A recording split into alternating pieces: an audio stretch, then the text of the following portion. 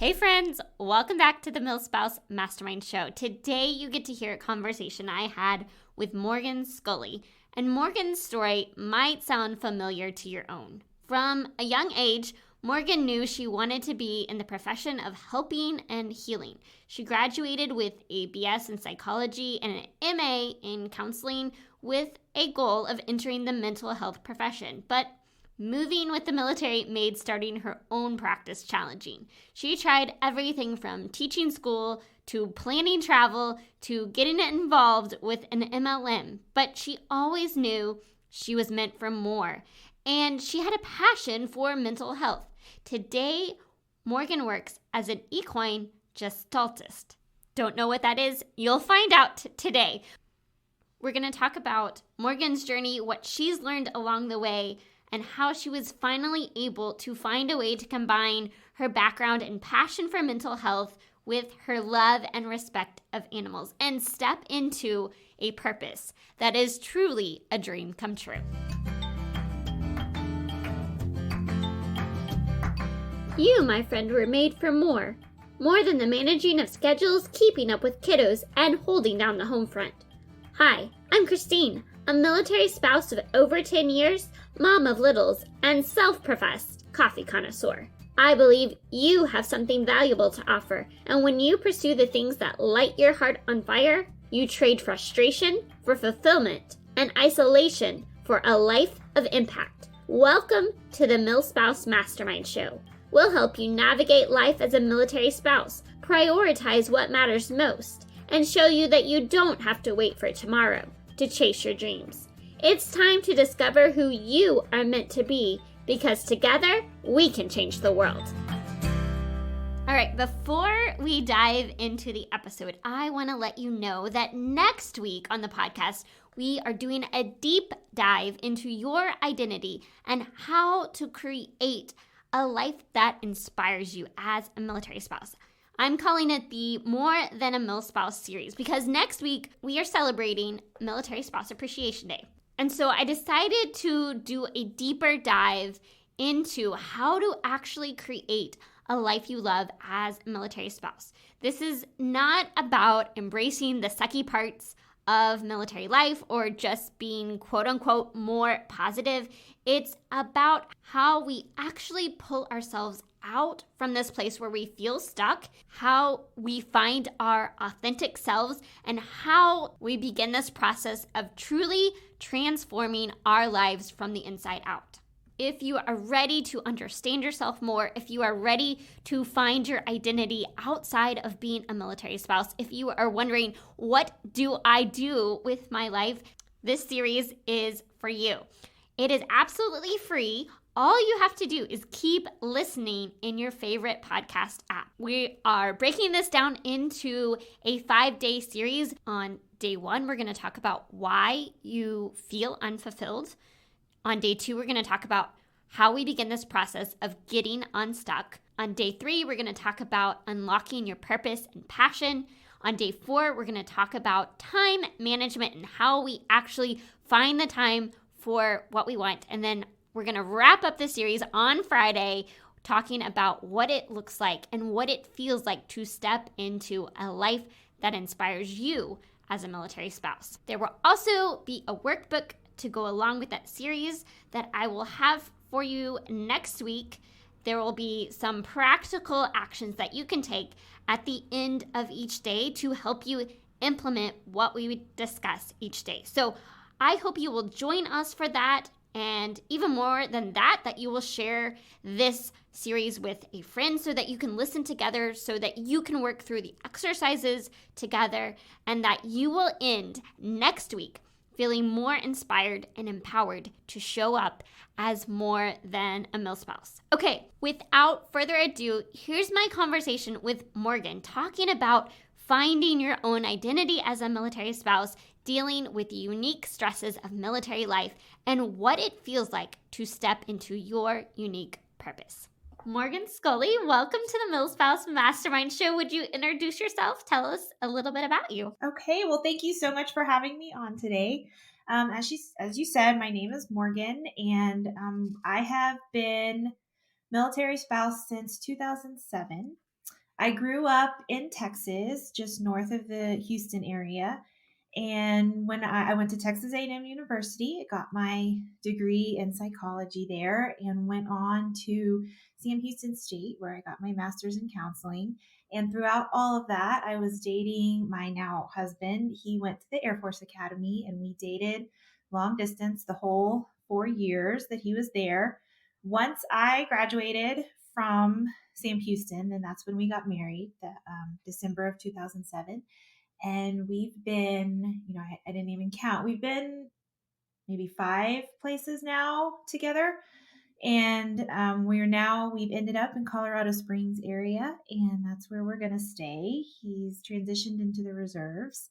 So this is home now, and we've been here 7 years now. So that's a long time. It's an amazingly long time in military years. So, like I said, I got my undergrad in psychology, my master's in counseling. And right after I graduated, we moved to Del Rio for pilot training for him. And I never really got to use my degree. I worked at the mental health clinic in town.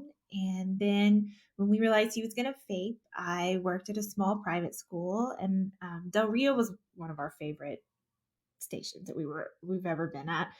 I loved being part of the community there. I was never able to get my full license though, because there was nobody there to supervise me. And so I never got to do exactly what it was I had gone to school for and had a passion for. I had some other jobs in between while we were in other stations. And then we came here. And when we realized that we were going to stay here and stay put, my girls started, school age. And it was time for me to find what it was I wanted to do with my time. Like I said, I've always loved the mental health field. And my oldest daughter, she started taking horseback riding lessons. And I started noticing that when we would go out there, if I had been hurried or stressed to get to the lesson on time, it didn't matter because when I left, I was calm and I felt different than when I arrived at the barn. And so that kind of got me thinking. And I started exploring some different options about equine therapy and landed on the Touched by Horse program. Then the pandemic hit, and my husband transitioned from active duty to the reserves on February 29th of 2020. So You were so not prepared. We were not prepared, and he did have an offer for one of the major airlines, but had not started training, so that didn't come to fruition right away. We made it through.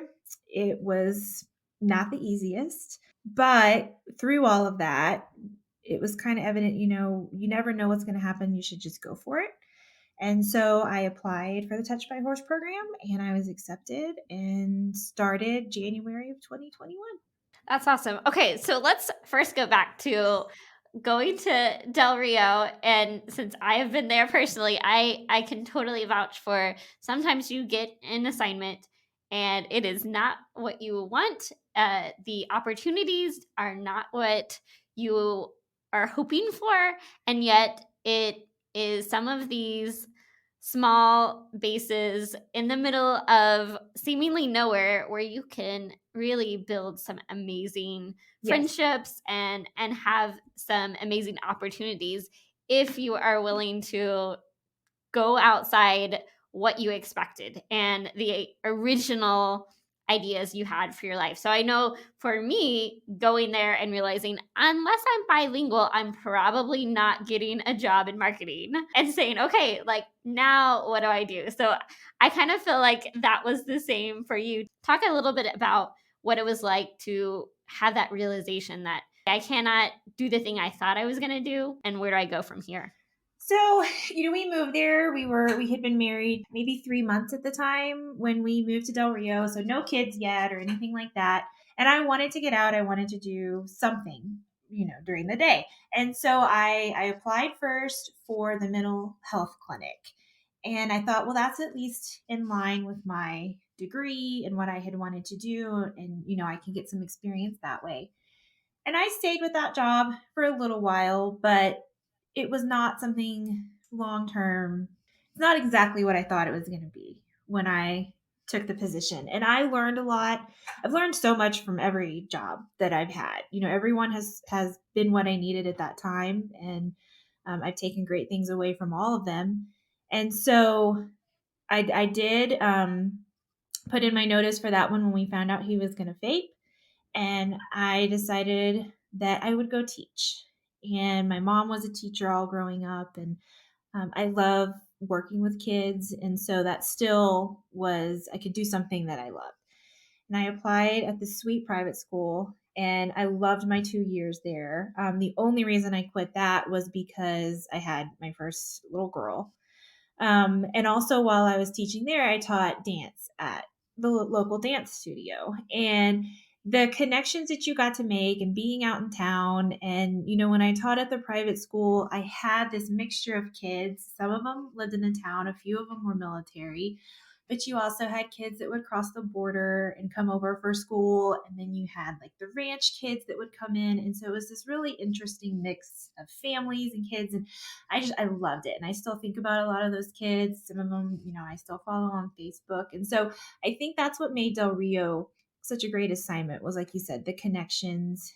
And yes, it was a small town, but we had fun. We lived on base, so all of our friends were within walking distance, and drop nights were a huge deal. It was just, we've never been in a base like Del Rio. And I think we really learned to make the most of any situation at that location. And, we still keep in contact with a lot of the people we met there. Same.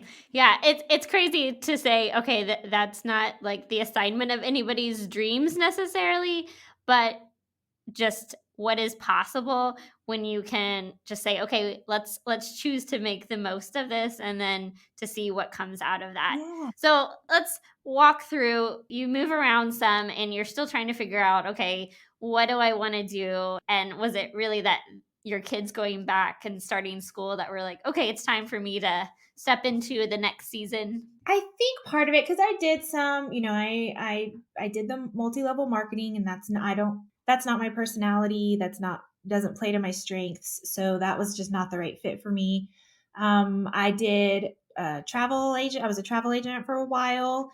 And then that kind of in the pandemic was sort of what phased out of that. And it was my youngest started kindergarten this year. And so she would be gone, half day every day. And I was ready to have something that was for me, and that I felt like I was really making a difference in the world.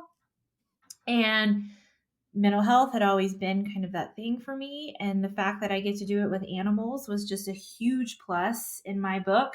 So I knew when I found this, it was such a quick decision for me to apply and then be accepted, that I knew it had to be right, because it was just, it felt right. It was time. So talk about exactly what it is that this program was and what it is that you now do. Okay. So the program, it was a 2-year program, and it's a certification program. So I went through a lot of training on it's Gestalt therapy is what we use, which is an experiential therapeutic process. So I learned all about Gestalt and how to do Gestalt. And then we also learned how to work with horses as our partners. In this partnership, the horse is equal, in some cases far superior to what I can do for my client. And I look to them for information, for guidance, for clues as to what's really going on in my client's body. We do a lot with somatic work and the chakras in the body. This was something I had never dabbled in. Like, I knew nothing about this, but it interested me in the fact that it had a horse. And the thing that really drew me to this particular program was how much she honored the horses in the work that she does. Melissa Pierce is the developer of Touched by a Horse and the Equine Gestalt coaching method. And so that kind of was what set this particular program apart for me. And I went in, and I didn't know anything about horses. I didn't grow up with horses. I just have always loved animals. And it's just incredible what I learned. We had to go through our own work. We had to do our own work and as part of our certification process because we can be more effective for our clients if we don't have all that stuff still in our background. And then I just learned all about horses. And in 2 years, we acquired 2 horses of our own. And so it was kind of a whirlwind. It doesn't feel like it was just 2 years ago I started, but here we are and I'm ready. And I feel like it was my true calling, that this was what I was meant to do. It's so fun to see how all of these pieces of our story can actually come together, especially when we are willing to think outside the box. Because we all have this idea of, I want to be more than a milspouse. I want to have this way that I am able to serve and really to make a difference. But then you go through and you're like, okay, like, how do I find my thing? How do I find my purpose? And there's an element to teaching, there's an element to mental health, there's this element of, I think a lot of us as military spouses at one point or another have tried the MLM approach. Like, let me just find a way that I can have that time freedom, that flexibility, and still bring in that income. And then to say, hey, I also have this love for animals. How in the world do all of these pieces fit together? And so to begin to step into, okay, that there is even a program out there that kind of combines all of the things that I'm passionate about and allows me to make a difference in the lives of others.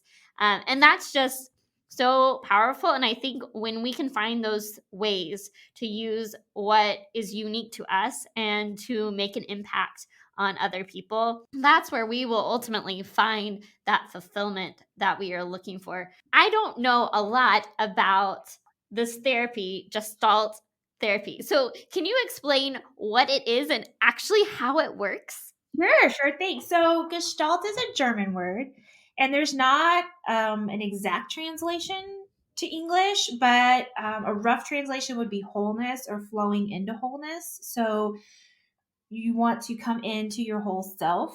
It's a very experiential, and so when you come out with my horse, it's we set up what's called an experiment. You do a piece of work and you set up an experiment for you to be able to have an experience around your trauma, your loss, whatever it is bringing you to me at the time. And the principle behind that is that you will never forget something that you experienced. And I feel like that usually it's an experience that's bringing somebody to me, right? So they've experienced something in their past that they would like to deal with or move on from. So we're going to create a new experience that takes the charge out of that old one. It lets you finish all that unfinished business. And it takes this background from your life that could be affecting your present and makes it no more charge. And so it's all about getting rid of that unfinished business, completing that unfinished business. And then a horse is a natural gestaltist. So if you live a gestalt way of life, you live in the present moment. You don't worry about what's happened in the past, and you're not anxious about what's going to happen in the future. And that is a horse. So left out in their natural state, they are very present centered. They don't hold grudges. They don't worry about what's going to happen to them in 5 minutes. They're all about in the moment. And the cool thing about horses is they're very drawn to people who are in congruence. So we as humans can only hear what somebody is saying to us. We can't see what they're thinking. We don't know what they're feeling in their body. A horse can see when all 3 of those things are in congruence. So a horse doesn't care if you're mad or you're angry. That's not going to scare them as long as you're mad or angry throughout your whole body. And then they're going to be drawn to you. They're going to want to be near you. And so that's when they come in and they can give me clues if my client is not in congruence with themselves. So that's kind of the overview of Gestalt and how the horse plays a part in it and is my partner. And you can do Gestalt without horses. It's just really cool to have a horse there, supporting what you're saying as the client, because they'll let you know if what you're saying is really your truth or not. And so then does the horse play a role in not just identifying that there's a lack of congruence, but in the healing process as well? can, and that's really a cool thing to watch. So I don't know if you're familiar with Reiki. Have you ever A heard little of bit. Reiki? Okay. So horses are able to basically tune our chakras for us. So our chakras are energy sources, and they have certain vibrations. And a horse can take their body, line it up with your chakra, and tune your chakra, much like a tuning fork would do. And so that can help with the healing process. And they also are able to pull negative energy from our bodies, and then they get rid of it for us in a bunch of different ways. So, yes, they can alert, and then they also can help with the healing of the somatics in the body. So, what has this process been like as you learned this model of therapy and then you've gotten the horses? How has kind of developing your own practice looked like, and what are some of the things that you've learned through this process? Oh, gosh. Well, I learned a lot about myself throughout the training for sure, because that was part of it. I learned all about my values and what they are. I learned about my parts of self and kind of what parts show up in different situations and how to change that.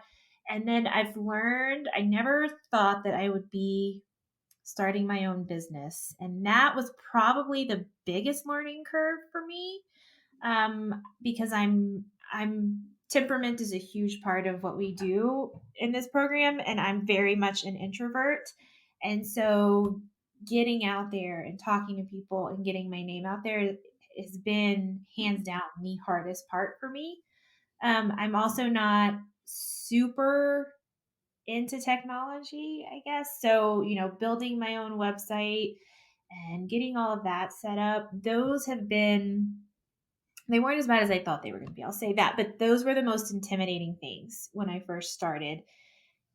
And I think just making myself do it has been because it's one of those, you always, or at least I did, would imagine worst case scenario, and very rarely does the worst case scenario happen. So pushing myself past my comfort zone has been the biggest thing. I mean, and that's where the growth takes place, right? When we step into, okay, here's the thing that I feel called to do. And it's always going to take us outside of our comfort zone. And then when we step into that, then we reach that next level of growth and our ability to make an impact in the lives of others. So, talk to us a little more about this program. And like you said, you talk about values and what are some of these elements that you work through with somebody?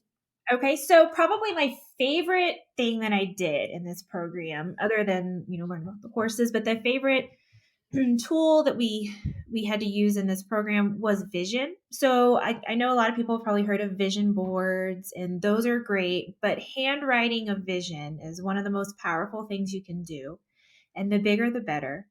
And very first assignment when I started this program was to write my vision. And I wrote it, and I enjoy writing. So this was a fun thing for me to do. And, our coach and Melissa, the creator, would always say, if your palms don't sweat, it's not big enough. And so pushing myself, because I would get hung up on well, how is this going to happen? Like, really, like, how is all of this going to happen in 3 years or whatever the time frame may have been? I would get hung up on that. And that's not what you need to focus on. And so when I go back and I read, my first vision that I wrote, or look back at just how far I've come, it's incredible to see how much has happened in that vision. And, the first thing I did when I got my certification was to rewrite my vision for, more years into the future with what I wanted for this business. And just learning that putting things out there, it's really incredible what comes back to you when you have the right mindset and you just believe and you trust, which trust is my number one value. That was very eye-opening as well. We had to do our top values, like what you would think of, and mine's trust. We also had to do our top move away values to see what is it that we avoid at all costs, and mine was conflict, or is conflict. And so learning all this about yourself, you can really stop in any situation and see how these these values or your vision or whatever it may be is playing into that situation. And it's pretty empowering to know what's going on behind the scenes, sort of, to understand. And then also the temperament. That temperament fascinates me, and how that plays into your daily life and the decisions you make and how you react to a situation. Well, there's just so much power in knowing ourselves and, Mhm. and knowing, having that understanding of who we are as people, because it's so easy to get caught up in life and busyness and doing all the things that we completely lose sense of what really matters to us, and sometimes like even who we are, as we're like trying to reinvent ourselves with each and every move that we make, and saying, okay, like, okay, well, now I'm a teacher, or now I'm this or that. And to have that understanding of these are the core of who I am as a person. Mhm. And that can be really powerful. It is. And it's interesting to go back and look too at things that have happened in the past or decisions that I've made in the past to see, even though I didn't clearly have my values defined at that time, they still played a huge role in whatever the decision was I made, or, how the outcome of the situation, whatever it may be. To go back and look at that, it's like, oh, yeah, these have always been part of who I am. And now I can see, and now it's just, I don't know if easier is the right word, but it's more clear when I'm making decisions or whatever it may be, to have those defined. So when it comes to therapy, are you able to do therapy without the horses, or is the horse an essential piece of the therapy? The horse is definitely the most fun part of it, but I think that it's not what I like to do is kind of a combination. So it's not practical for somebody to come out and do a horse, an equine session every time, nor is it needed every time, because that's when the real deep work happens. And you might not need to do a huge deep piece every time you come see me. So you can do either phone or Zoom sessions. Maybe you do 3 or 4 Zoom sessions, and then you come out and you do a session with the horse, and then we do follow-up Zoom sessions for the next part. So kind of a combination. You don't have to have the horse there. We can do groups. You can do Zoom groups. It workshops, retreats. There's all different formats. The horse just kind of emphasizes everything, but no, the horse is not necessary. And like right now in Colorado, horse sessions are not, the weather's too unpredictable. So it is more seasonal to be able to have the equine sessions. So are you able to work with people who are not in Colorado? I am. We can do Zoom sessions. We can do Zoom groups, phone calls. I do prefer Zoom sessions. I like to see people face to face, and because so much depends on body language and what their body's doing when they say something that you can't necessarily pick up over the phone. So, yeah, Zoom sessions are a great way to do that. And then if the Zoom sessions get to a point where they're like, you know what, I think I want to come out into an equine session, then that we can arrange that, and we can do even like an intensive like 3 or 4 equine sessions over a weekend to make their trip worth it, if it gets to that point. So talk about the transformation that you've seen and what it's been like in your own life to be able to identify the things that have been holding you back and to work through that, and with others that you've worked with. Ooh. Okay, I'll start with myself. So personally, I was a big time worrier. I could worry about anything really well. And that was not serving me well, especially, I think, in this lifestyle, through deployments and whatnot. Worrying does not make it go faster. It doesn't make them come home faster. All it does is make you miserable And more stress. and more stressed, for the 3, 6, 9, 12, however long they're gone. And so that was one of the biggest things I worked on, and kind of where my anxiety was coming from, and keeping it at bay and not letting it creep in. And when it did creep in, being able to say, whoa, this is not happening right now. This is not something I need to worry about. We'll worry about it when it happens.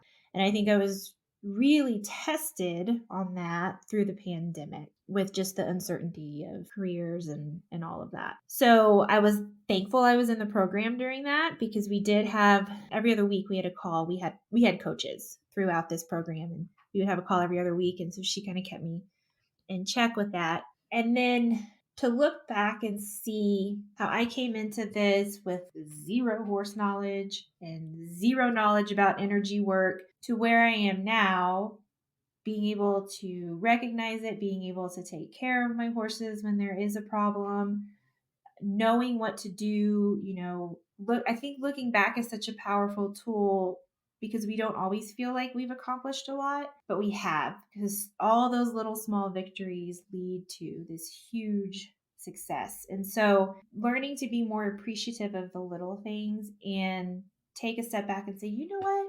That was really incredible that I just did that, has been a big thing for me. Now, on a client level, there were some people that I went through training with. So I got to see, 2 years worth of transformation in them. And one in particular that I'm thinking of made a really big impression on me. She was very quiet, very meek. Her voice would kind of shake when she would speak, just not a ton of confidence. And to think about her now and what she's doing, and that, she's bold, she speaks her mind, she's confident in what she does. I think that was one of the most impactful transformations that I have seen. I think just watching people come into the seat with their shoulders slumped, their voice shaky, cracking, and watch them leave the arena with their shoulders back, their head up, and their voice clearer, where you can actually hear a difference in their voice. That is one of the reasons why I do this. For sure. To be able to see somebody develop that confidence, to get clarity, to be Yeah. able to break free from anxiety, because we all know that there's a lot of stress and uncertainty that comes with this military lifestyle, and to be able to say, I'm not going to let these obstacles and the uncertainty of it all define me and keep me feeling stuck, playing small, not having that confidence to fully step into who each of us were created to be. That's powerful. It is. It is. It's a good feeling. It's a feeling that kind of solidifies the fact that you're where you should be, I think. At least for me. The feeling that I would leave, the trainings with, the feeling that I have now with this business, it's just confirmation that, yep, this is what you're supposed to be doing. Which is an amazing feeling to have. It is. I mean, I think that's what we ultimately are all after, is that peace that we are exactly where we need to be right now. Yes. Yes. All right. Now, I'm very curious, because you talked about writing out your big vision. What is your dream? What is your vision for the future? So, my original vision, it talked a lot about finding a horse and the horse coming to me. And here we are with 2 horses. And I do believe that they found me. I don't take any credit for finding them. I think that they found their way to me in their own time. I'm very thankful for that.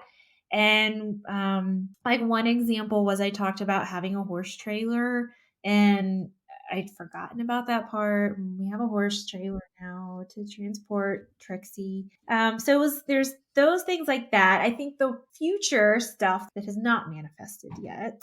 I would love to write a book. That's something I dream about. I want to get more time in the business under my belt before I do that. I want it to be a very credible product when I put it out. And so that's a big one for me. Eventually, owning some land where the horses can live in our backyard is a big dream for us. We attempted this go round for that to happen, but the universe made it very clear it is not quite time for that. So that's okay. It will happen in the future. And let's see, what are the other big ones? I have a couple retreat type or workshop type things in my vision that I would love to do in the future.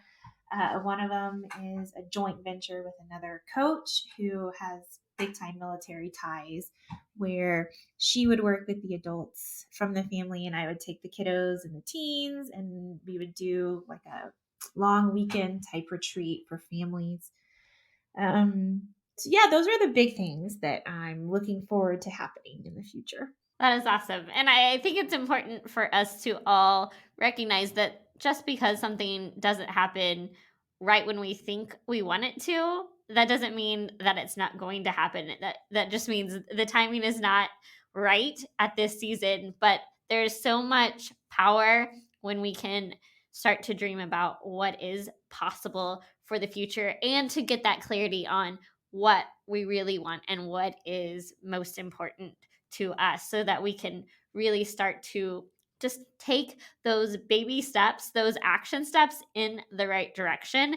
And it's those little changes, those like 1% changes, those things that we don't feel like are a big thing. But when we can do that and show up consistently, that's how we achieve those big results.